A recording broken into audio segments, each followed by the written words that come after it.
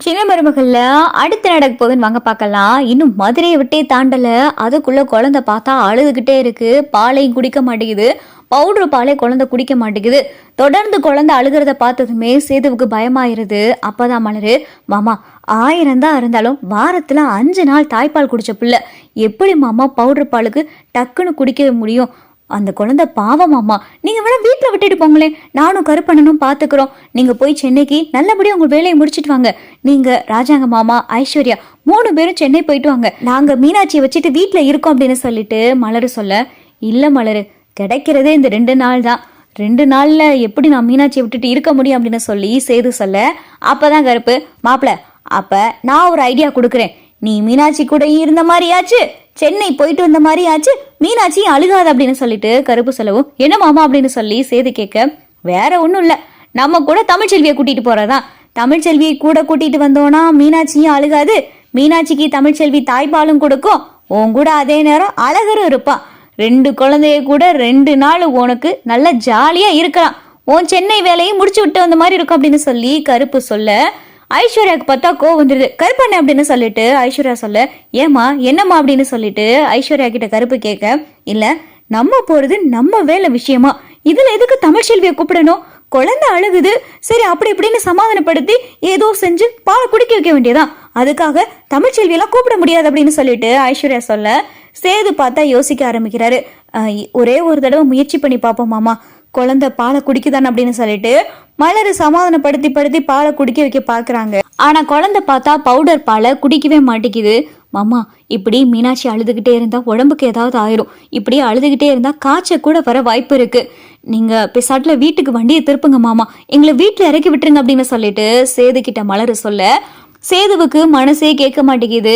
மீனாட்சியையும் சென்னைக்கு கூட்டிட்டு போகணும்னு நினைக்கிறாரு. போய் வேலையை முடிச்ச மாதிரி ஆச்சு, மீனாட்சி கூட 2 நாள் இருந்த மாதிரி ஆச்சு அப்படின்னு சொல்லிட்டு சேது யோசிச்சுக்கிட்டே இருக்கையில அப்பதான் ராஜாங்கம், சேது நாங்க வேணா குழந்தைய வச்சுட்டு வீட்டுல இருக்கோம்ப்பா, நீ வேணா சென்னைக்கு போய் வேலையை முடிச்சிட்டு வாயேன், பாவம் குழந்தை அழுதுகிட்டே இருக்கு, ரொம்ப நேரமா அழுகுதுப்பா அப்படின்னு சொல்லி ராஜாங்கமும் சொல்ல, அப்பதான் சேது, மாமா வண்டியை திருப்பு, தமிழ்ச்செல்வி வீட்டுக்கு வண்டியை விடு அப்படின்னு சொல்லிட்டு சேது சொல்ல, ஐஸ்வர்யாவுக்கு பயங்கரமான எரிச்சலும் கோபம் வருது. மாமா எதுக்கு மாமா அப்படின்னு சொல்லி ஐஸ்வர்யா கேட்க, ஐஸ்வர்யா கொஞ்ச நேரம் அமைதியாரு, எனக்கு மீனாட்சி கூட இருந்தே ஆகணும், இந்த 2 நாள் தான் எனக்கு கிடைக்கிற வாய்ப்பு, இந்த சென்னை வேலையை என்னால தவிர்க்க முடியாது, முக்கியமான மீட்டிங், சீஃப் மினிஸ்டர்லாம் வராங்க, அதனால நான் அதுக்கும் போயும் ஆகணும், மீனாட்சி கூட நான் இருந்தாகணும், மீனாட்சிக்கும் அதே நேரத்துல எதுவும் ஆயிடக்கூடாது, அப்ப தமிழ்ச்செல்வி கூட வரதுல தப்பு இல்லை அப்படின்னு சொல்லிட்டு இங்க கருப்பு பார்த்தா தமிழ்ச்செல்வி வீட்டுக்கு வந்துடுறாரு. வீட்டு வாசல்ல வண்டி வரதை பார்த்ததுமே தமிழ் வேகமா வராங்க.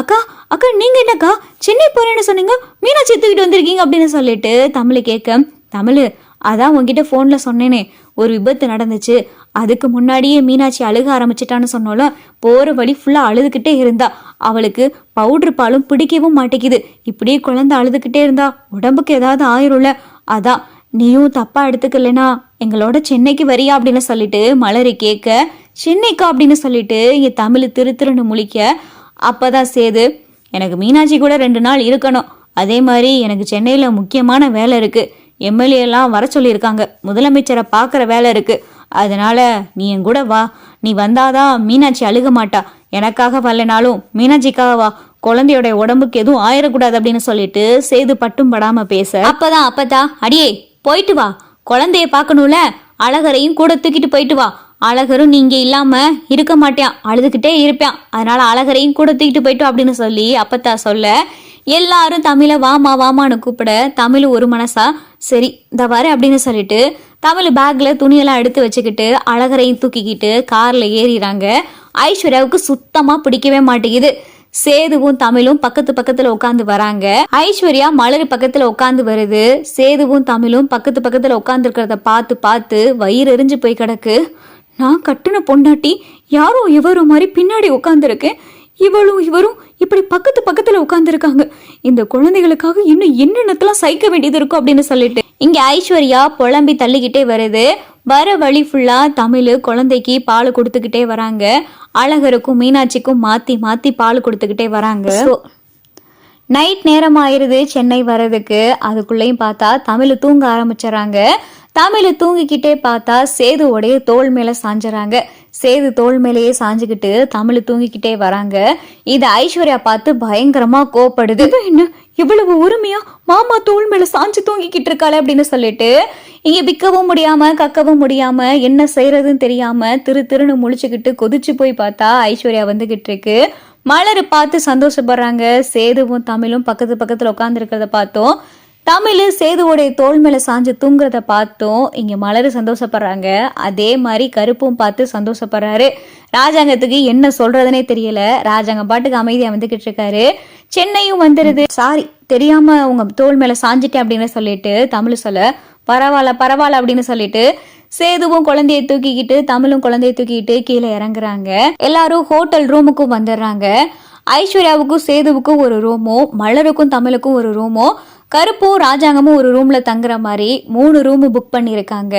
அப்பதான் குழந்தை பார்த்து அழுதுகிட்டே இருக்கவும் தமிழும் சேதுவும் மாத்தி ரூமுக்கு போயிட்டு வரவும் அப்பதான் சேது ஐஸ்வர்யா நீ தப்பா எடுத்துக்கலனா நீ மலர் ரூம்ல வேணா போய் தங்கிக்கிறியா அப்படின்னு சொல்லிட்டு சேது சொல்ல என்னமாமா சொன்னீங்க அப்படின்னு சொல்லி ஐஸ்வர்யா கேட்க இல்ல ஐஸ்வர்யா குழந்தை அழுதுகிட்டே இருக்கா, நான் இந்த ரூமுக்கும் அந்த ரூமுக்கும் மாத்தி போயிட்டு வந்துகிட்டு இருக்கேன்.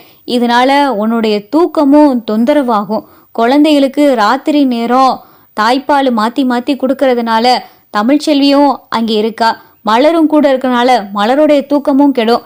பேசாட்டில் நீயும் மலரும் ஒரு ரூம்ல இருந்துக்கங்க, தமிழ்ச்செல்வி இந்த ரூம்ல இருந்துக்கிறட்டும், நான் கீழே படுத்துக்கிறேன், தமிழ்ச்செல்வி பெட்ல படுத்துக்கிறட்டும் அப்படின்னு சொல்லிட்டு சேது சொல்ல என்ன மாமா பேசுறீங்க, நான் உங்களுடைய பொண்டாட்டி மாமா, நீங்க தொட்டு தாலி கட்ட பொண்டாட்டி நானு, என்னைய போய் இன்னொரு பொண்ணு கூட தங்க சொல்றீங்க, உங்க கூட அதுவும் உங்க மூத்த தரத்தை வந்து தங்க சொல்றீங்க, என்ன மாமா இதெல்லாம் அப்படின்னு சொல்லிட்டு ஐஸ்வர்யா கூப்பிட ஐஸ்வர்யா நான் ஒன்னும் அவன் மேல இருக்கிற பழைய நினப்புல ஒன்னும் பேசல, குழந்தைகளுக்காகத்தான் சொல்றேன் அப்படின்னு சொல்லிட்டு சேது சொல்லவும் என்ன மாமா குழந்தைகளுக்காக, என்ன குழந்தைகளுக்காக, எப்ப பார்த்தாலும் இந்த ஒரு காரணத்தை சொல்லி உங்ககிட்ட அந்த தமிழ்ச்செல்வி வீடியோ கால் பேசுறதும் இப்ப இவ்வளவு தூரம் உங்க கூட சென்னைக்கு வர்றதும் இப்ப ஒரே ரூம்ல தங்குறது வேறையா, இதெல்லாம் என்னால ஏத்துக்கிற முடியாது மாமா அப்படின்னு சொல்லிட்டு ஐஸ்வர்யா கோவப்படவும் ஐஸ்வர்யா இதுல கோவப்படுறதுக்கு என்ன இருக்கு அப்படின்னு சொல்லிட்டு சேது சொல்லவும் கோவப்படுறதுக்கு என்ன இருக்கா, உங்களுக்கு வேணா அது சாதாரணமா இருக்கலாம் மாமா, ஒரு பொண்ணு இடத்துல இருந்து நினைச்சு பாருங்க அப்ப தெரியும், மூத்த தாரத்து கூட எந்த ஒட்டுள்ள உறவுலைன்னு அத்து விட்டதுக்கு அப்புறமா மறுபடியும் அவ கூட பேசுறதும் அவ கூட பழக்கம் இருக்கிறதும் இதெல்லாம் அந்த பொண்ணு பாத்துக்கிட்டு சும்மா இருக்க மாட்டேன் மாமா, இப்ப உங்களுக்கு நான் மட்டும்தான் பொண்டாட்டி, நான் மட்டும்தான் இந்த ரூம்ல இருக்கணும், வேற எந்த பொண்ணும் உங்க கூட இருக்க கூடாது அப்படின்னு சொல்லிட்டு ஐஸ்வர்யா ரொம்ப கோவப்படுது.